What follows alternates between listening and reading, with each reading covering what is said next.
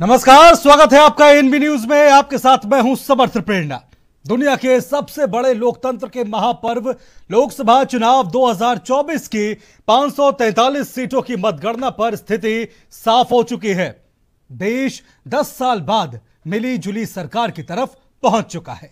बीते एक दशक से केंद्र में पूर्ण बहुमत की सरकार इस बार नहीं बनने जा रही। 2024 के नतीजों में बीजेपी तमाम दावों और वादों के बाद सबसे बड़ी पार्टी बनकर तो उभरी, मगर 400 पार का दावा हवा हवाई साबित हुआ। इतना ही नहीं, बीजेपी अपने दम पर बहुमत भी हासिल नहीं कर पाई है। वाराणसी से पीएम नरेंद्र मोदी तीसरी बार चुनाव जीत तो गए, लेकिन उनकी जीत का अंतर काफी कम हो गया है। वहीं दूसरी ओर समाजवादी पार्टी ने उत्तर प्रदेश में बेहतरीन प्रदर्शन किया है और कांग्रेस ने भी अपने प्रदर्शन में बड़ा सुधार किया है। इस चुनाव में 400 पार का नारा लेकर उतरी बीजेपी यूपी में आधी सीटों पर आ गई है। साथ ही राजस्थान, महाराष्ट्र, पश्चिम बंगाल और हरियाणा जैसे राज्यों में भी उसको काफी नुकसान उठाना पड़ा है। हालांकि मध्य प्रदेश, उड़ीसा, उत्तराखंड, हिमाचल प्रदेश, दिल्ली, गुजरात में उसने अच्छा प्रदर्शन किया है। तो आज 24 का रण में बात 2024 के सबसे बड़े जनादेश की।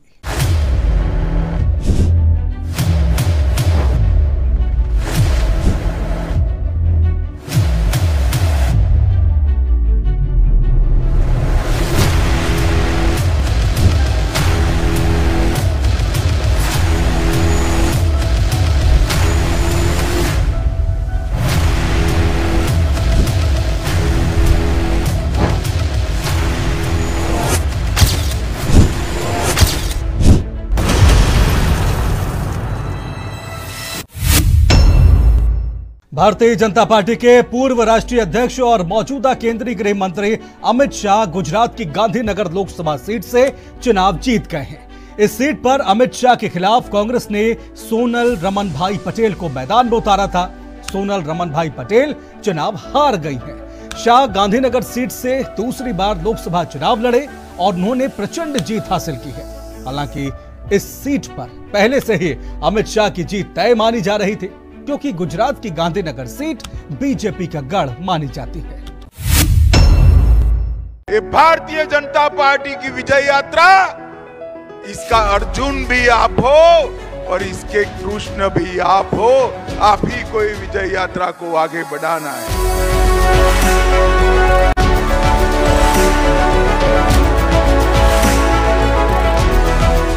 फिर एक बार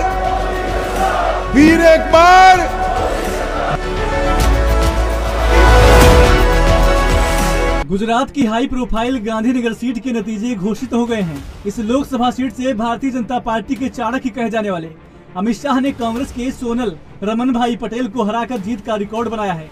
गांधीनगर लोकसभा सीट गुजरात की सबसे अहम और वीआईपी सीटों में से एक है। यह शहर न सिर्फ राज्य की राजधानी है, बल्कि भारतीय जनता पार्टी का गढ़ भी है। सामान्य वर्ग वाली इस सीट पर बीजेपी 3 दशकों से लगातार जीत रही है। 2014 में यहाँ से आडवाणी ने जीत दर्ज की थी। बीजेपी के दिग्गज नेता लाल कृष्ण आडवाणी साल 1998 से इस सीट पर जीतते आए हैं।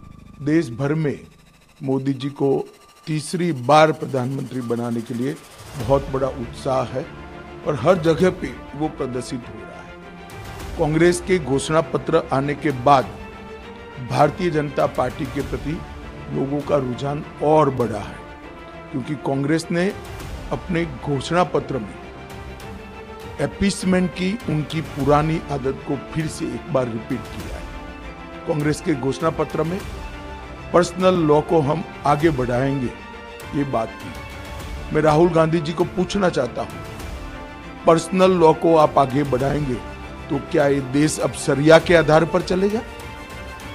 किस प्रकार का पंथ निरपेक्ष संविधान आप इस देश में चाहते हैं? हमारा संविधान पंथ निरपेक्ष है। देश के कानून धर्म के आधार पर नहीं बन सकते। भारतीय जनता पार्टी ने अपने घोषणा पत्र में स्पष्टता के साथ कहा है, हम यूनिफॉर्म सिविल कोड को लाएंगे। सभी पंथ मजहब के लोगों के लिए एक ही कानून होगा। हमने ट्रिपल तलाक समाप्त किया है, यूसीसी की शुरुआत की है, उसको हम आगे बढ़ाएं। राहुल गांधी जी पर्सनल लॉ की बात करते हैं, वो देश को खंड खंड तोड़ने की बात है। और सरिया के आधार पर क्या देश चलेगा? किसी एक धर्म के कानून के आधार पर ये देश नहीं चल सकता। ये देश में पर्सनल लॉ नहीं चल सकते। ये भारतीय जनता पार्टी का फर्म बिलीफ है। 2019 लोकसभा चुनाव में गांधीनगर सीट से बीजेपी ने लाल कृष्ण आडवाणी की उम्र ज्यादा होने का कारण उनकी जगह अमित शाह को उम्मीदवार बनाया। अमित शाह ने 8,94,624 वोटों के साथ जीत हासिल की, तो वहीं कांग्रेस के चतुर सिंह जावंजी चावड़ा को 3,37,610 वोट मिले और बसपा से ज्यादा वोट नोटा को मिले। देखिए, इस देश की जनता पूर्व हो, पश्चिम हो, उत्तर हो, दक्षिण हो या नॉर्थ ईस्ट हो, हर कोने में मोदी जी के साथ प्रचंड समर्थन के साथ खड़ी है। इंडिया अलायंस के जितने भी चट्टे बट्टे हैं वो सभी को मालूम है मोदी जी तीसरी बार इस देश का प्रधानमंत्री बनेंगे। इसलिए इस प्रकार की भ्रांति फैला रहे हैं। मैं देश की जनता के सामने स्पष्ट करना चाहता हूं कि भाजपा के संविधान में ऐसा कोई प्रोविजन नहीं है।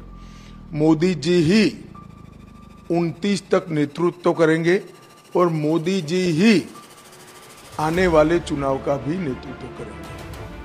इंडिया अलायंस के लिए कोई अच्छा समाचार नहीं है। उनको खुश होने की जरूरत नहीं है। उनको ज्यादा परिश्रम करना चाहिए, भ्रष्टाचार बंद करना चाहिए और लोगों के प्रति सहानुभूति और संवेदनशीलता के साथ काम करना चाहिए। इसकी जगह इस प्रकार के झूठे भ्रम फैलाकर वो चुनाव नहीं जीत सकते। मोदी जी इस देश को बहुत आगे ले गए हैं और मोदी जी को इस देश को और आगे ले जाना है। किसी भी प्रकार की कोई कंफ्यूजन भारतीय जनता पार्टी के कोई क्वार्टर में नहीं है। ये देश की जनता को स्पष्ट होना चाहिए। सोनल पटेल गुजरात से कांग्रेस की नेता हैं। वह 2012 और 2018 के बीच 6 साल तक गुजरात महिला कांग्रेस कमेटी की अध्यक्ष रही और अब AICC सचिव और मुंबई और पश्चिम महाराष्ट्र के लिए कांग्रेस पार्टी की सह प्रभारी हैं। 2024 लोकसभा चुनाव में कांग्रेस ने सोनल पटेल को गुजरात की गांधीनगर सीट से अमित शाह के खिलाफ मैदान में उतारा। 1992 में कांग्रेस में शामिल हुई सोनल एक वास्तुकार भी हैं। कई समय से कांग्रेस पार्टी डिनायल मोड में आ रही है। ये पूरा इलेक्शन ये कैंपेन करते रहे कि हमारा बहुमत आने जा रहा है, बहुमत आने जा रहा है। अब उनको भी स्थिति मालूम है इनकी प्रचंड हार होने वाली और किस मुंह से वो मीडिया को फेस करे। और कांग्रेस पार्टी वैसे भी जब से राहुल गांधी मुख्य व्यवस्था में आए हैं कांग्रेस पार्टी की डिनायल मोड में जी रही। सुप्रीम कोर्ट से कोई अनुकूल जजमेंट नहीं आता है तो न्यायिक व्यवस्था पर सवाल खड़े कर देना, इलेक्शन कमीशन की प्रोसेस पर सवाल खड़े कर देना, EVM पर सवाल खड़े कर देना, पार्लियामेंट में बहस करने की जगह पार्लियामेंट छोड़कर भाग जाना, संवैधानिक पदों की अवहेलना करना, इनकी मिमिक्री करना और एजेंसियों पर भी सवाल खड़ा करना। मुझे लगता है कि राहुल गांधी के कांग्रेस में मुख्य व्यवस्था में आने के बाद कांग्रेस देश की सभी प्रकार की संस्थाएं, चाहे मीडिया हो, चाहे न्यायिक व्यवस्था हो, चाहे पार्लियामेंट हो, चाहे संवैधानिक पद पर बैठे हुए लोग हो, चाहे एजेंसियां हो, सबके सामने डिनायल मोड में आ चुकी है। मैं कांग्रेस के नेताओं को कहना चाहता हूं कि शुतुरमुर्ग वृत्ति से कभी किसी का फायदा नहीं होता। डटकर हार का सामना करना चाहिए, आत्मचिंतन करना चाहिए, आगे बढ़ना चाहिए। भारतीय जनता पार्टी ने भी कई चुनाव हारे मगर हमने कभी मीडिया का बहिष्कार नहीं किया, एग्जिट पोल का बहिष्कार नहीं किया। इस सीट पर सबसे पहला चुनाव 1967 में हुआ था। उस वक्त यह अनुसूचित जाति के लिए आरक्षित थी। इस चुनाव में कांग्रेस के टिकट पर SM सोलंकी ने बाजी मारी थी। इसके बाद 1971 में सोलंकी ने दूसरी बार चुनाव जीता। आपातकाल के बाद 1977 में यह सीट सामान्य हो गई और इंदिरा गांधी के विरोध में छोटे छोटे दलों के साथ मिलकर भारतीय लोक दल के उम्मीदवार ने यहां से जीत हासिल की। हालांकि 1980 में कांग्रेस ने फिर वापसी की और 1984 में भी यहां परचम लहराया। इसके बाद 1989 से इस सीट पर बीजेपी की जो पारी शुरू हुई वो अभी तक नॉट आउट चल रही है। बीजेपी के टिकट पर पहला चुनाव शंकर सिंह वाघेला ने जीता था। लाल कृष्ण आडवाणी ने 1991 में इस सीट से किस्मत आजमाई और बाजी मार ली। इसके बाद 1996 के उपचुनाव में हरीश चंद्र पटेल जीते। 1996 के आम चुनाव में पूर्व प्रधानमंत्री और स्वर्गीय अटल बिहारी वाजपेयी ने यहां से चुनाव लड़ा और वह जीत गए। वाजपेयी के बाद 1998, 1999, 2004, 2009 और 2014 में लगातार LK आडवाणी ने इस सीट को अपने नाम किया। Election desk NB news. Lok Sabha चुनाव 2024 के नतीजे काफी चौंकाने वाले हैं। कई दिग्गज पीछे हो रहे हैं तो कई नए नवेले चेहरे अपनी सीट पक्की करते नजर आ रहे हैं। इन्हीं में से एक हैं बॉलीवुड एक्ट्रेस कंगना रनौत, जिन्होंने फिल्मी क्षेत्र में अपनी एक्टिंग का लोहा मनवाने के बाद राजनीति में कदम रखा और हिमाचल प्रदेश की मंडी सीट से वो बीजेपी की तरफ से चुनावी मैदान में चट्टान की तरह खड़ी हो गई। अपने पहले ही चुनाव में कंगना ने बाजी मार दी है।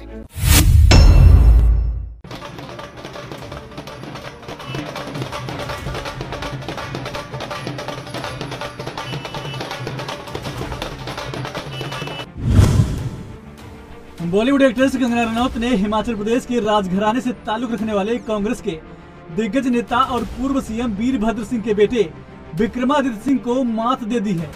कंगना ने कांग्रेस के विक्रमादित्य सिंह को 73,000 वोटों के अंतर से हराया है। कंगना रनौत को 5,03,790 वोट मिले हैं और कांग्रेस के विक्रमादित्य सिंह को 4,30,534 वोट मिले हैं। ऐसे में कंगना रनौत ने 73,256 वोटों के अंतर से बाजी मारी है। दरअसल मंडी लोकसभा सीट पर उन्होंने जमकर प्रचार किया और उसका फल उनको जीत हासिल कर प्राप्त हो गया। भारत माता की जय। आज मेरे लिए बहुत ही विशेष दिन है क्योंकि ये मेरा पहला चुनाव था और पहला चुनाव जो होता है वो हर तरीके की, जैसे आप जानते हैं, अनसर्टेनिटी से भरा हुआ होता है और ये मेरी पहली जीत भी है। इसके लिए मैं दिल से आभार करती हूँ हमारे नेता प्रतिपक्ष जयराम ठाकुर जी का, जिन्होंने ये पूरा कैंपेन जो है वो लीड किया। हमारे सारे विधायक और विधानसभा के नेता प्रतिपक्ष सबका मैं जो है पूरे दिल से धन्यवाद करती हूँ। और सबसे बड़ा धन्यवाद जो मैं आज करती हूँ वो मंडी की जनता का, जिन्होंने अपनी बेटी को, अपनी बहन कंगना को जो है वो आज इस मुकाम पे पहुँचाया। और मैं आश्वासन देती हूँ कि जितना भरोसा उनको हमारे नेता नरेंद्र मोदी जी के नेतृत्व में है, उनके प्रशासन में है, उनके विजन में है, उनके विकसित भारत का जो विजन है उसमें मैं उनका, जैसा मैंने हमेशा कहा है कि एक सेना के रूप में जो है मंडी के विकास के लिए, मंडी की प्रगति के लिए जो है सदा ही तत्पर रहूँगी। और इसके साथ ही ये मेरे लिए बहुत ही भावुक कर देने वाला आज वो दिन है जिसमें हमें न कि सिर्फ एक जीत मिली है, जैसे कि हमारे नेता प्रतिपक्ष जयराम ठाकुर जी ने कहा, एक ऐतिहासिक लीड जो है हमें लगभग सभी क्षेत्रों से जो है वो मिली है, जिससे ये पता चलता है कि जो मंडी की जनता है वो अब बेटी में, अपनी बेटी में, अपनी कंगना में, अपनी बहन में जो है विश्वास रखती है। और ये जो परिवारवाद की जो ये राजनीति है उसको उन्होंने बिल्कुल नकार दिया है। बॉलीवुड की क्वीन कही जाने वाली कंगना रनौत ने जब 2024 के लोकसभा चुनाव से राजनीति में कदम रखा तो कहने वालों ने यही कहा कि फिल्मी करियर बहुत सही ना चलने की वजह से कंगना राजनीति का रुख कर रही हैं। इस बात को लेकर कंगना ने दोनों तरह के बयान दिए। एक तरफ तो उनका कहना था कि फ्लॉप फिल्में सभी स्टार्स देते हैं और उन्हें अभी अपने आने वाली कुछ फिल्मों से काफी उम्मीदें हैं। वहीं दूसरी तरफ कंगना का कहना था अगर वो चुनाव जीतती हैं तो बस राजनीति पर ही ध्यान देंगी। बहरहाल अपने पहले ही चुनाव में कांग्रेस के दिग्गज प्रत्याशी पर जीत हासिल कर उन्होंने अपनी भूमिका तो साबित कर ही दिया है। ये चुनाव जो है नरेंद्र मोदी जी के ही नाम पर लड़ा गया है और इसमें जब मेरा कैंडिडेचर भी अनाउंस हुआ था तब भी मैंने कहा था कि ये जो चुनाव है, हम तो अभी बहुत नए हैं, हमें तो अभी बहुत कुछ सीखना है, बहुत कुछ करना है। हमारा राजनीति में अपना कुछ अभी तक कोई योगदान भी नहीं है, कोई नाम भी नहीं है, तो निश्चय ही बात है हमने जो हमारे जो नेता है नरेंद्र मोदी जी के नाम पर ये चुनाव लड़ा है और उनकी जो क्रेडिबिलिटी है, उनकी जो गारंटी है, उन पर जो लोगों का विश्वास है, आज उसी का ही परिणाम है कि हम तीसरी बार जो है भारतीय जनता पार्टी जो है अपनी सरकार सेंटर में बनाने जा रही है और आप सबका आशीर्वाद हमें चाहिए। और इसके साथ ही मैं अब जो है आपसे मिलती रहूँगी और आगे जो भी है, जो जिस तरह से हमारा प्लान है चीज़ें एग्जीक्यूट करने का और लॉन्च करने का, वो हम डिस्कस करते रहेंगे। आप सब मीडिया बंधुओं का भी हमें जो है वो इसमें सहयोग चाहिए होगा और मंडी का जो है अब भविष्य जो है बहुत ही उज्जवल होगा। धन्यवाद। कंगना रनौत हिमाचल प्रदेश के मंडी जिले की हैं और इसी सीट से वो चुनावी मैदान में उतरी। इस सीट पर मतदान चुनाव के आखिरी चरण यानी 1 जून को हुआ था। नतीजों के शुरुआती रुझानों में कंगना ने विक्रमादित्य को कड़ी टक्कर दी और इसी के साथ सवाल ये उठने लगे कि इतनी सारी कंट्रोवर्सीज का हिस्सा रह चुकी कंगना राजनीति में कैसे और कितना आगे बढ़ पाएंगी। किसी महिला के बारे में इस तरह की ओछी बातें करना, तो वो तो आज साफ हो रहा है। जिस तरह से हमें लीड मिली है, भारतीय जनता पार्टी को जो लीड मिली है मंडी क्षेत्र से, तो बेटियों का ये अपमान जो है वो बहुत अच्छे तरीके से लिया नहीं है मंडी की जनता ने। और जहाँ तक मेरे मुंबई जाने का सवाल है, क्या मेरी तो ये जन्मभूमि है और मैं यहाँ लोगों की सेवा में तत्पर रहूँगी। और जिस तरह से मोदी जी का सपना है सबका साथ सबका विकास है, उसमें मैंने हमेशा से कहा उनकी सेना बनकर काम करूँगी। तो I am not going anywhere. और हो सकता है किसी और को अपने बस्ते अब पैक करके है वो कहीं जाना पड़े, लेकिन I am not going anywhere. साल 2020 में बॉलीवुड एक्टर सुशांत सिंह राजपूत की मौत के बाद कंगना रनौत ने तत्कालीन मुख्यमंत्री उद्धव ठाकरे और उनकी सरकार पर केस को ठीक से हैंडल न करने को लेकर निशाना साधा था। इसके बाद शिवसेना के कई नेताओं ने कंगना को लेकर काफी कुछ कहा था। हालात यहाँ तक हो गए थे कि बीएमसी ने कंगना के मुंबई वाले घर पर बुलडोजर तक चलवा दिया। बाद में बॉम्बे हाई कोर्ट ने इसके लिए बीएमसी की निंदा की और कंगना को पूरी तोड़फोड़ का मुआवजा दिलवाया।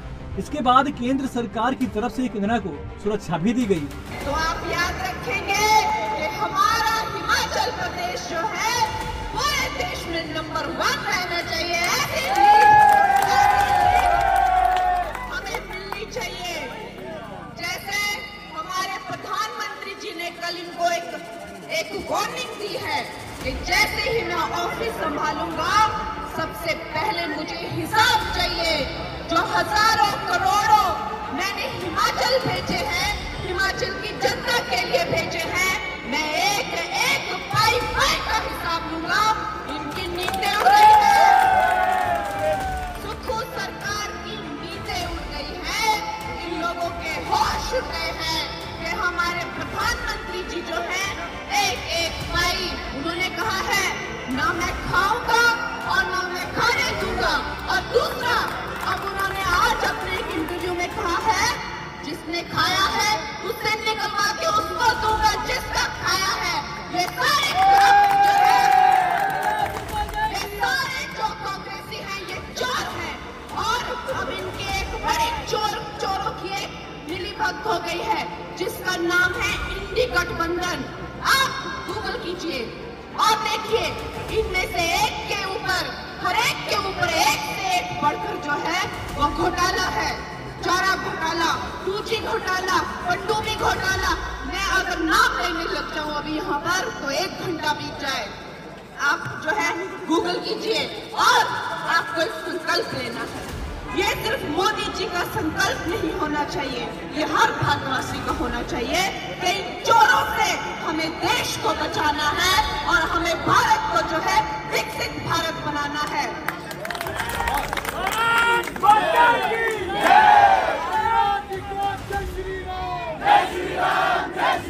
और मैं आपकी बेटी हूँ, मैं आपकी बहन, आप सबने मन बना लिया है कि ये चोरों की सरकार को अब आप एक भी दिन यहाँ बर्दाश्त नहीं करेंगे।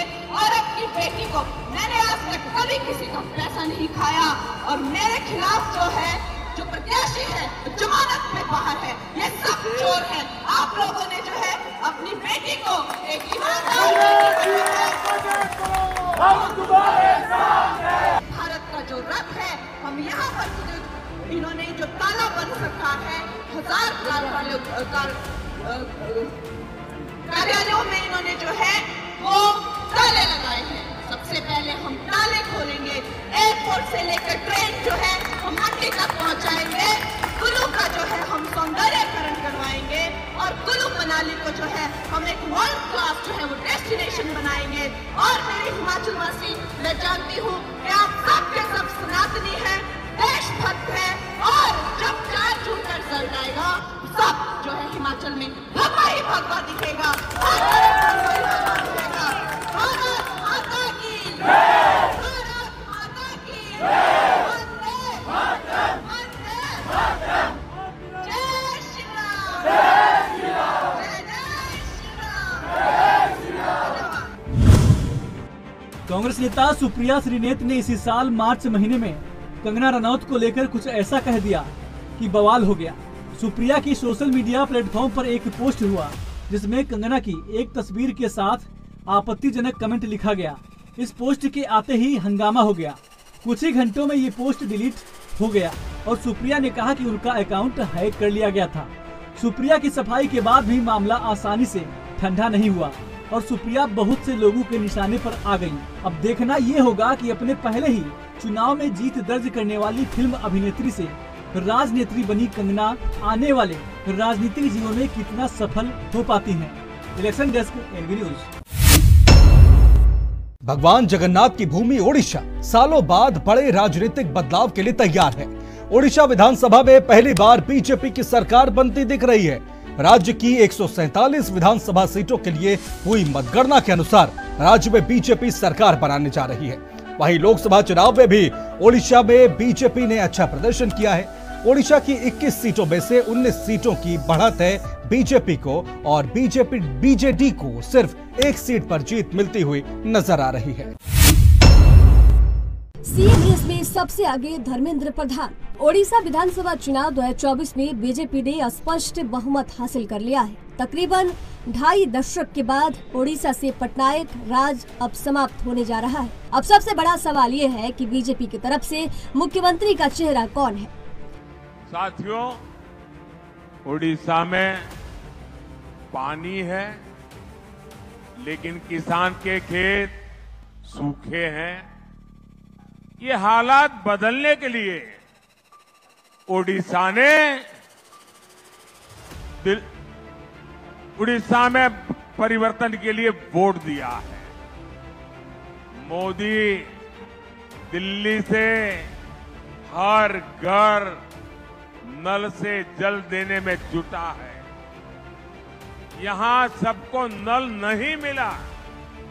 इस स्थिति को बदलने के लिए उड़ीसा वोट दे रहा है। उड़ीसा मोदी की मुफ्त चावल योजना में भी बीजेडी की लूट को खत्म करने के लिए वोट दे रहा है। उड़ीसा का किसान हो या नौजवान, बेटी हो या बुजुर्ग, हर कोई कह रहा है उड़ीसा रे प्रथम थर है डबल इंजन सरकार। उड़ीसा रे प्रथम थर है डबल इंजन सरकार। उड़ीसा ने ठान लिया है एक पद्मा दिल्ली के लिए और एक पद्मा भुवनेश्वर के लिए। सीएम रेस में कई नेताओं के नाम सामने आ रहे हैं, जिनमें 5 नाम सबसे आगे चल रहे हैं। अभी बीजेपी की तरफ से धर्मेंद्र प्रधान नाम मुख्यमंत्री उम्मीदवार के तौर पर सबसे आगे चल रहा है। मैं महाप्रभु की शरण पे आज आया हूँ। मेरा ये सौभाग्य है, हमारी पूरा विश्वास है महाप्रभु के आशीर्वाद से इस बार भारत में माननीय प्रधानमंत्री नरेंद्र मोदी जी के नेतृत्व में एक निर्णायक, एक दृढ़ सरकार बनेगा जो देश कल्याण में, हमारे राज्य उड़ीसा के कल्याण में अनेक महत्वपूर्ण फैसला आने वाले दिनों में लेगा। लोगों की कल्याण हो, यही प्रभु की इच्छा है। आदरणीय प्रधानमंत्री नरेंद्र मोदी जी उसके माध्यम बनेंगे, यही हमारा विश्वास है। उड़ीसा में भी भारतीय जनता पार्टी के नेतृत्व में इस बार सरकार होगी। पहली बार बीजेपी की सरकार उड़ीसा में होगा। ये प्रभु के आशीर्वाद हमारे ऊपर है। और उड़ीसा में जैसे हम लोगों की अनुमान था कि हम लोग 15 से ऊपर, 15 से 21 तक कहीं भी जा सकते हैं, और मेरा मानना है ये बहुत चौंकाने वाला रिजल्ट उड़ीसा से आएगा। मोदी जी की डंका देश में बज चुकी है। अगर हम देश भर की बात करें सर तो आप क्या कहेंगे, क्या मैंने कहा ना, मोदी जी की डंका देश में फिर एक बार बज चुकी है। बहुत एक प्रचंड बहुमत के साथ मोदी जी देश में फिर तीसरी बार प्रधानमंत्री बनेंगे और देश में बहुत सारे काम, बड़े बड़े काम बाकी है और निर्णायक काम सभी अभी माननीय प्रधानमंत्री जी करने वाले हैं। देखिए, राहुल गांधी जी क्या कहते हैं खुद को भी मालूम नहीं रहता है। उन्होंने अपना मानसिक संतुलन खो दिया है। उनकी जुबान पे आए दिन सेना को इन दिनों में गाली देने का और अपमान सूचक शब्द बोलने का उनका एक अभ्यास में परिवर्तित हो गया है। उनको ऐसे नहीं करना चाहिए। भारत की सेना और विशेष करके आज इन दिनों में जो अग्निवीर के बारे में नौजवानों में इतना उत्साह है, वो ग्राउंड पे नहीं है। जमीनी स्थिति उनको मालूम नहीं है। इसीलिए सारे कचरे का डब्बा उब्बा इस प्रकार की अपशब्द भारत की सेना को कहना उचित नहीं है। वो दिवालिया हो चुके हैं। संबित पात्रा भी रेस में शामिल। बीजेपी की ओर से मुख्यमंत्री रेस में दूसरा सबसे बड़ा चेहरा संबित पात्रा का है। वहीं पूरी लोकसभा सीट से चुनाव भी लड़ रहे हैं। पेशे से डॉक्टर संबित पात्रा बीजेपी के राष्ट्रीय प्रवक्ता होने के साथ ही ओडिशा और देश के चर्चित नेताओं में से एक है। प्रदेश अध्यक्ष समीर मोहंती का भी नाम साल 2024 के लोकसभा चुनाव से ठीक पहले बीजेपी ने ओडिशा के प्रदेश अध्यक्ष बदल दिया। वरिष्ठ नेता और पूर्व मंत्री मनमोहन सामल को प्रदेश अध्यक्ष नियुक्त किया गया। सामल ने समीर मोहंती की जगह ली है। सामल भी मुख्यमंत्री पद की रेस में सशक्त दावेदार के रूप में उभरे हैं। सामल भी मुख्यमंत्री पद की रेस में सशक्त दावेदार के रूप में उभरे हैं। 75 साल के बाद एक विश्वसनीयता और एक कमिटमेंट के साथ बीजेपी सरकार बनाने जा रहे हैं और आम जनता का विश्वास है कि बीजेपी जैसा देश में हर राज्य में 19 राज्यों और केंद्र में 10 साल यशस्वी प्रधानमंत्री नरेंद्र मोदी के नेतृत्व में जो काम किया है, जो कमिटमेंट किया संकल्प पत्र, वो इसको कार्यकारी किया है। तो इसीलिए जरूर इनका इम्पैक्ट होगा। जयनारायण मिश्रा भी बन सकते हैं सीएम। मुख्यमंत्री की रेस में एक नाम बीजेपी नेता जयनारायण मिश्रा का भी है। जयनारायण मिश्रा संबलपुर विधानसभा क्षेत्र से ओडिशा विधानसभा के सदस्य हैं। वे 20 जुलाई 2022 से ओडिशा विधानसभा के विपक्ष के नेता के रूप में कार्यरत हैं।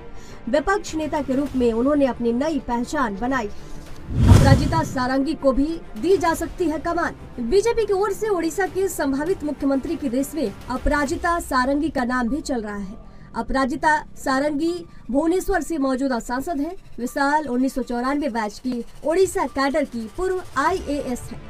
अपराजिता सारंगी ने अपनी नौकरी छोड़ दी और लोकसभा चुनाव लड़ने के लिए 27 नवंबर 2018 को बीजेपी में शामिल हुई थी। कौन सी सीट छोड़ेंगे राहुल? राहुल से जब सीट छोड़ने को लेकर पूछा गया तो उन्होंने कहा कि मैं सबसे पहले वायनाड की जनता का धन्यवाद करना चाहूंगा। अभी मैं अपने साथियों के साथ चर्चा करूंगा और उसके बाद कोई फैसला करूंगा। अभी मैंने सीट को छोड़ने को लेकर कोई विचार नहीं किया है। आप कौन सी सीट रखने वाले हैं? नहीं, सब दोनों सीटों से जीता हूं और रायबरेली और वायनाड के जो वोटर्स हैं उनका दिल से धन्यवाद करना चाहता हूं। अब डिसाइड करना है कौन सी सीट पे मैं रहूंगा। थोड़ा पूछूंगा और फिर डिसाइड करूंगा। दोनों सीटों में तो नहीं रह सकता हूं, बट अभी डिसाइड नहीं किया है। मुद्दों पर जीता चुनाव। राहुल ने बीजेपी पर निशाना साधते हुए कहा कि विरोधियों ने कोई कसर नहीं छोड़ी। उन्होंने कांग्रेस के बैंक अकाउंट फ्रीज कर दिए। बीजेपी ने पार्टी तोड़ने की कोशिश की है। बीजेपी पर गंभीर आरोप करते हुए कहा कि उन्होंने चुनाव से पहले चीफ मिनिस्टर जेल में डाला। बीजेपी ने रिजर्वेशन पर भी हमला किया था। अंत में मैं आपको कह दूं कि इसको बचाने का काम हिंदुस्तान के सबसे गरीब लोगों ने किया है। सबसे गरीब लोगों ने किया है, मजदूरों ने किया है, किसानों ने किया है, दलितों ने किया है, आदिवासियों ने किया है, पिछड़ों ने किया है। इन लोगों ने इस कॉन्स्टिट्यूशन को बचाया है। इस कॉन्स्टिट्यूशन, ये कॉन्स्टिट्यूशन देश की आवाज है। बहुत सारे लोग ने इसको नहीं बचाया, चुप रह गए थे, मगर हिंदुस्तान के सबसे गरीब लोग, सबसे कमजोर लोग खड़े हो गए और उन्होंने इस कॉन्स्टिट्यूशन को बचाया। मैं उनका धन्यवाद करना चाहता हूं, उनसे कहना चाहता हूं कि कांग्रेस पार्टी आपके साथ खड़ी है। जो हमने आपको वायदे किए थे, हम वो वायदे आपके लिए पूरे करेंगे। आरक्षण और संविधान का मुद्दा। कांग्रेस और इंडिया गठबंधन ने अपने प्रचार अभियान के दौरान आरक्षण और संविधान को बड़ा मुद्दा बनाया। खुद राहुल गांधी और अन्य कांग्रेस नेताओं ने अपनी जनसभाओं में जोर शोर से ये मुद्दा उठाया और लोगों को ये समझाने की कोशिश की कि अगर बीजेपी खत्म करने और संविधान को बदलने के लिए 400 सीटें जीतना चाहती है, ऐसा लगता है कि बीजेपी अब की बार 400 पार के नारे के खिलाफ कांग्रेस की यह रणनीति कारगर साबित हुई। इंडिया गठबंधन और कांग्रेस पार्टी सिर्फ एक राजनीतिक दल के खिलाफ नहीं लड़ी थी। ये चुनाव हम बीजेपी एक राजनीतिक दल, हिंदुस्तान के इंस्टीट्यूशंस, हिंदुस्तान का जो पूरा गवर्नेंस का स्ट्रक्चर है, इंटेलिजेंस एजेंसीज, सीबीआई, ईडी, ये सब, आधी जुडिशरी, इन सब के खिलाफ हम लड़े थे। क्योंकि इन सब संस्थाओं को, इन सब इंस्टीट्यूशंस को नरेंद्र मोदी जी ने और अमित शाह जी ने कैप्चर करा, धमकाया, डराया। प्रेस की तो मैं बात करता रहता हूं। आपको मतलब काफी बार कहा है कि आपका भी रोल रहना चाहिए, और उस रोल को काफी लोगों ने किया, काफी लोगों ने खुल के किया, काफी लोगों ने छुप के किया। और आपके इमोशंस कहां थे हमें मालूम। लड़ाई संविधान को बचाने की, कॉन्स्टिट्यूशन को बचाने की थी। गरीब परिवारों को सालाना 1 लाख देने का वादा। कांग्रेस ने अपने चुनावी घोषणा पत्र में देश के 3 करोड़ गरीब परिवार की महिलाओं को प्रति वर्ष 1 लाख रुपए देने का वादा किया था। राहुल गांधी ने अपनी चुनावी रैलियों में इस वादे को बार बार दोहराया कि हर गरीब परिवार की एक महिला के बैंक खाते में महीने के 8,500 रुपए और साल के 1 लाख रुपए सीधे डाले जाएंगे। कांग्रेस और राहुल गांधी की ये चुनावी रणनीति कारगर साबित हुई। तो हमारी इस खास पेशकश में आज के लिए फिलहाल इतना ही। मुझे दीजिए इजाजत। नमस्कार।